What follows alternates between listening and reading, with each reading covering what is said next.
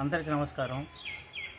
ఈరోజు ఈ వీడియో మొదలుపెట్టేదానికి ముందు ఇరాన్, అమెరికా, ఇజ్రాయెల్ యుద్ధంలో చనిపోయిన 160 మంది పైచిలుకు విద్యార్థుల మృతికి సంతాపం వ్యక్తం చేస్తూ ఇండియాలో కూడా ఒక మినీ ఇరాన్ ఉందండి. ఈ విషయాన్ని కొందరికి తెలిసినా కొందరికి తెలియకుండా ఉండొచ్చు. అందువల్ల మీకు ఈ విషయాన్ని తెలియపరచాలనే ఉద్దేశంతో ఈ వీడియోని చేస్తున్నామండి.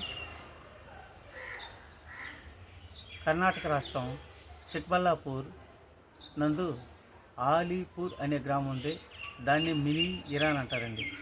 ఎందుకంటే ఇప్పుడు జరుగుతున్న యుద్ధంలో చనిపోయిన Iran supreme leader Ayatollah Khomeini 1981లో భారతదేశం ఇచ్చారు. అప్పుడు 90% షియా తెగకు చెందిన ముస్లింలు ఉన్న ఆలీపూర్ గ్రామస్తులు ఆయన్ని వాళ్ళ గ్రామానికి ఆహ్వానించడం జరిగింది. ఆయనప్పుడు ఆ గ్రామాన్ని సందర్శించి ఒక హాస్పిటల్ కూడా ప్రారంభించాడండి. అది ఇరాన్ ఏజెన్సీ నిధులతో నడుస్తుంది. అప్పటి నుంచి ఇప్పటి వరకు ఆ గ్రామంలో ఆ హాస్పిటల్ ఇరాన్ ఏజెన్సీ నిధులతోనే నడుస్తుందండి.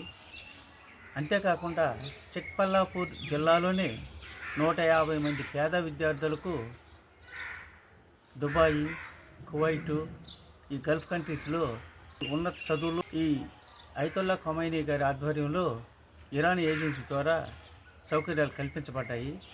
అందువల్ల ఖొమైనీ గారు చనిపోయిన తర్వాత ఆ గ్రామం మోగబోయింది.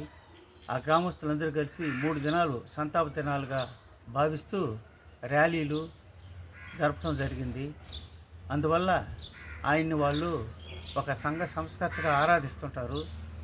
అందుకని ఆ గ్రామాన్ని ఈ మినీ ఇరాన్ అని, ఇండియా మినీ ఇరాన్ అని అంటారు. ఈ విషయాన్ని మీకు తెలియపరుస్తున్నానండి. నేను రాబోయే వీడియోలో కరివేపాకు చెట్టు ఇంట్లో సంపు కరివేపాకు చెట్టు ఏ విధంగా ఉండాలనేది నాకు తెలిసినంతవరకు చెప్తానండి.